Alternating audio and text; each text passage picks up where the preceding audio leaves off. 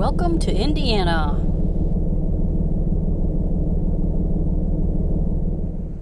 We're at a campground and it's still early in the season, so a lot of empty spaces, which is nice, not packed in yet.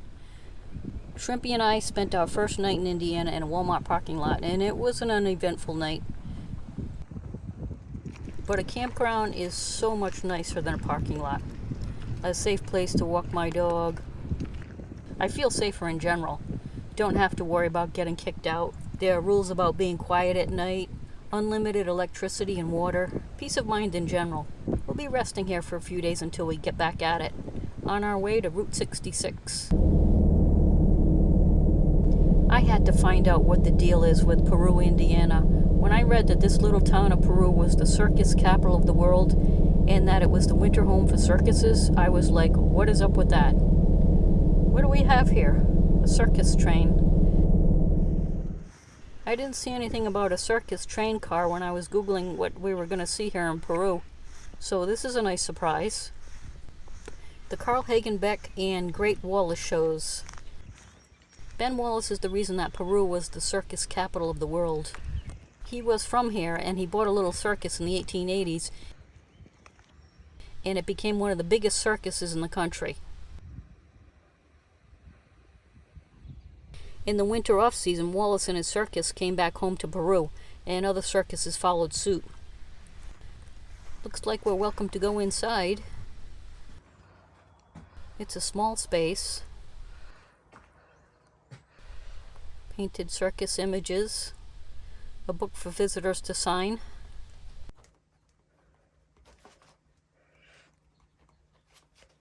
The Wallace Circus had 26 train cars for their performers and animals.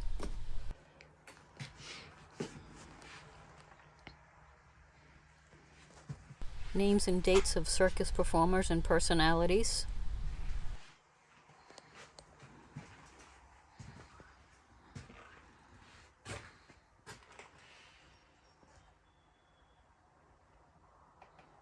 Names of all the elephants in the Wallace Circus in 1932. Wow, that's a lot of elephants.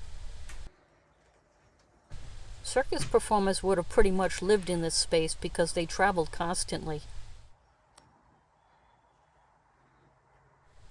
The bathroom clown is a sad clown.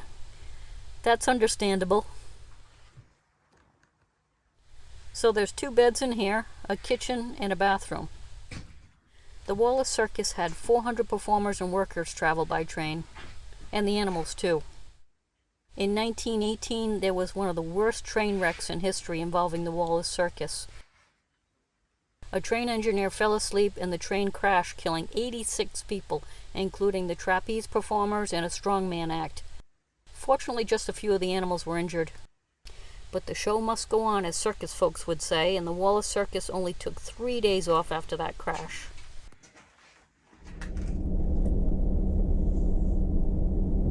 This is where Wallace housed his animals here in Peru in the wintertime. By the way, elderly people around here pronounce it Peru.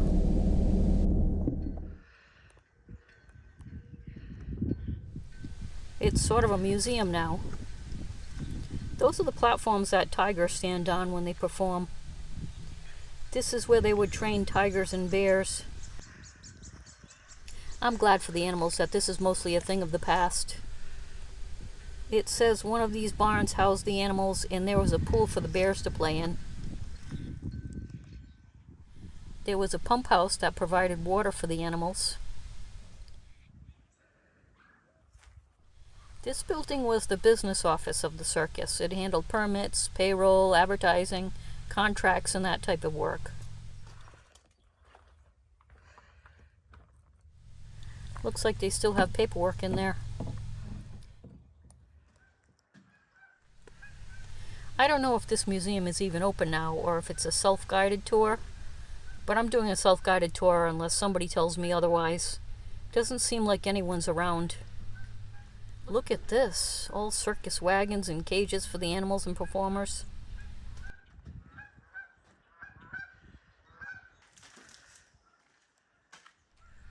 A chain for the animal. They had lions, tigers, zebras, bears, ostriches, elephants, dogs, rhinoceroses, hippos, horses, camels, chimps. Wow, this is amazing, and I don't even know if I'm supposed to be in here. I wonder what animal was in that one. 486 pounds of pure jungle fury. According to Google, that's the average weight of an adult male tiger, and his name was Moto. So most of these wagons are from the Circus Hall of Fame in Florida, which closed in 1980. The wagons are from various circuses.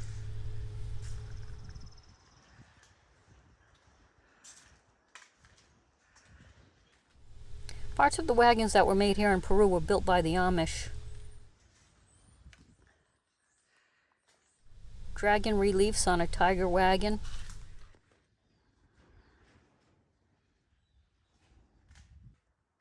Was this for tigers? A medieval knight with an axe. I just looked on the internet and I saw that most of these circus artifacts, I guess you could call them, are usually displayed outside for visitors, but this Circus Museum is closed indefinitely. One of the buildings is in need of repairs and they're in the process of trying to find the money for that. A few of these wagons are water wagons and commissary wagons.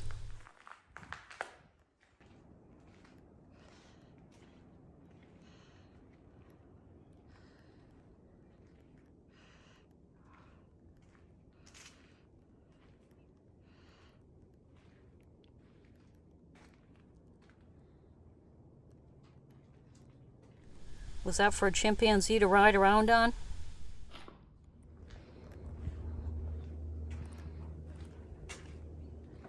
Some of these wagons are works of art, and some were animal jail cells.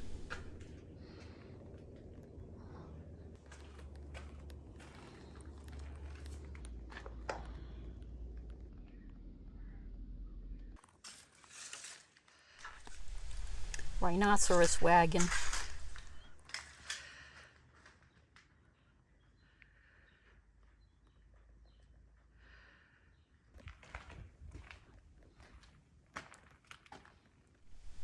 Beautiful carvings.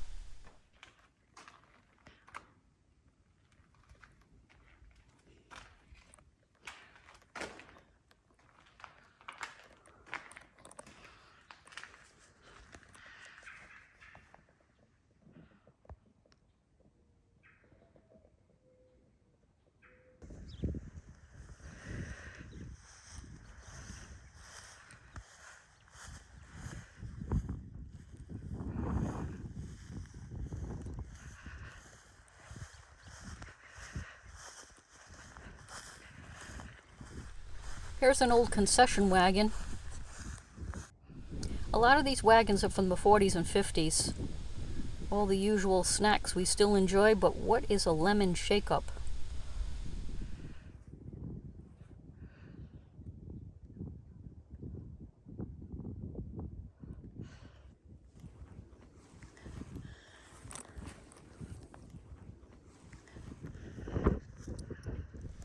One of the buildings here housed the company store and commissary for the circus people, and I read there was housing in Peru built just for circus workers.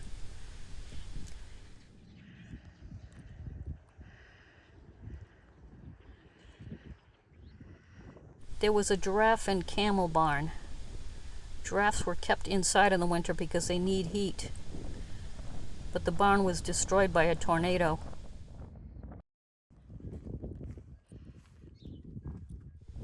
Elephants and hippos were in this barn.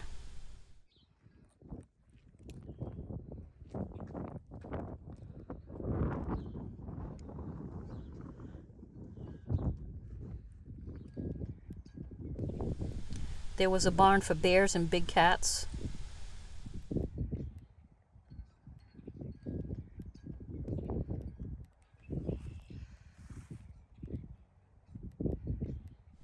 I can't believe I was in a barn full of circus wagons on a farm in Indiana.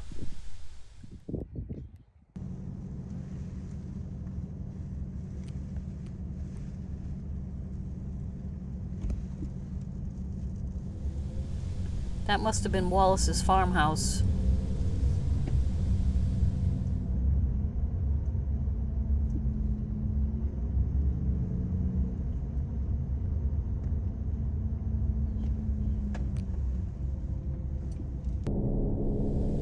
This is downtown Peru, Indiana.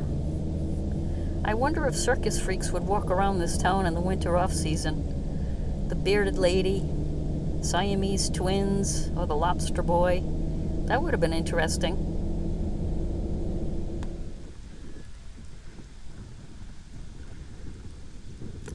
One of my favorite songwriters was from Peru and is buried here, so I wanted to pay a visit. My love of Sinatra led me to Cole Porter, who wrote I Get a Kick Out of You, and I've Got You Under My Skin, and Night and Day, and a bunch of other great tunes. He came from one of the wealthiest families in Indiana. They wanted him to become a lawyer, but luckily he chose music. His wife is buried next to him. His childhood home is now a luxury inn, and the suites are named after his songs. I'd stay in the I Get a Kick Out of You room. That's my favorite Cole Porter song. Just a giant Indiana rooster to lighten things up. He's in front of a towing company for some odd reason.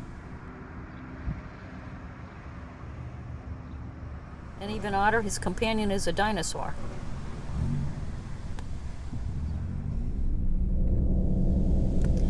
Another cemetery visit.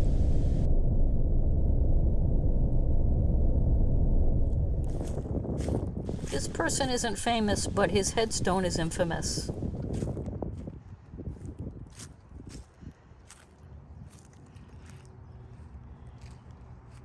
It says, "My only objection to religion is that it is not true. No preaching, no praying, no psalm reading permitted on this lot." And he cites 2 Bible verses that contradict each other. A pretty bold statement in 1919.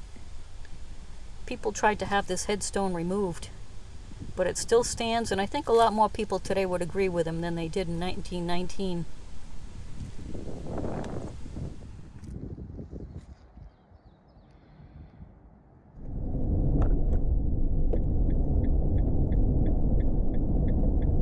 So the city of Lafayette is dominated by Purdue University's massive campus.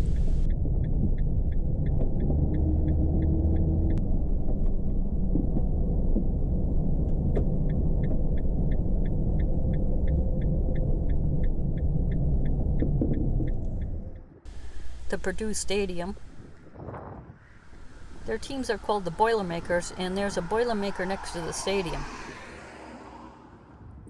Doing what Boilermakers do. He's the world's largest Boilermaker. He cost $500,000 paid for by an anonymous donor. He's quite the handsome Boilermaker. Also on this campus is Neil Armstrong, who attended Purdue. The engineering building is named after him. Purdue is called the cradle of astronauts because so many astronauts graduated from here. Armstrong looks like he's in a cage, but it's construction going on. I'm loving this little city, Lafayette. This is the farmers market section of town according to signs here. And here's a great sculpture of a farming family using various metal tools and scraps that you'd find on a farm.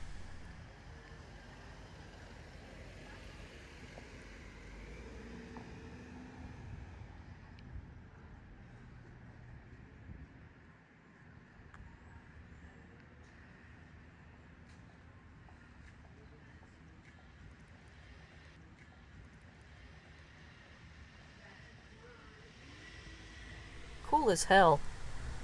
I really enjoyed my time in Indiana. Very pleasant.